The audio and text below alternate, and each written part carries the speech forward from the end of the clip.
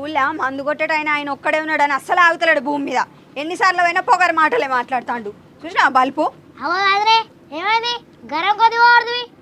ఏం చేయాలి పిల్లగా, నీకు చెప్పినా అర్థం కాదు. మా పొలం ఏమో ఖరాబ్ కాబట్టి ఈ కరీంనగర్ మందు కొడతాడు రమ్మంటే ఇన్ని రోజులేమో అత్త రేపత్త మా పత్త అని బొంకిచ్చిండు. ఇప్పుడేమో నాకు బాగా మంది ఇచ్చిర్రు, నేను మీ పొలం కాడికత్తే మిగతా పొలాలన్నీ ఏమైపోవాలి, నేను రానంటాడు ముఖం మీద పిల్లగాడు. అయ్యో ఏమైంది పొలానికి? రోగం గిట్లా కలిగింది ఏంటి? అయ్యో పిల్లగా, మంచిగా ఉంటే మంచిగానే ఉండు, రోగం తగిలిందనే కదా ఈ బాధ అంతా. మైదరే నువ్వు ఇంకా అప్డేట్ కాలే. కొత్త గాలి ఎవరుకుంటే మందు కొట్టే మిషన్లు వచ్చినాయి. అది మార్కెట్లో ఉందట. ఇట్లా రిమోట్తో కంట్రోల్ చేస్తే అయిపోయా. జబ్బకేసుకుని తిరిగా కూడా అవసరం లేదు. ఆ షెట్ కింద కూర్చొని రిమోట్ ఇట్లా అంటే అదే మందు కొడుతుంది. దానిలో నీళ్ళు మందు కొడితే అదే నీకు చెప్పానా, ఆ మందు పంపుతో కొట్టేమాకు గంటల ఎకరం చల్లుతాం, కానీ ఇది 2 నిమిషాలలో ఎకరం అయిపోతుంది.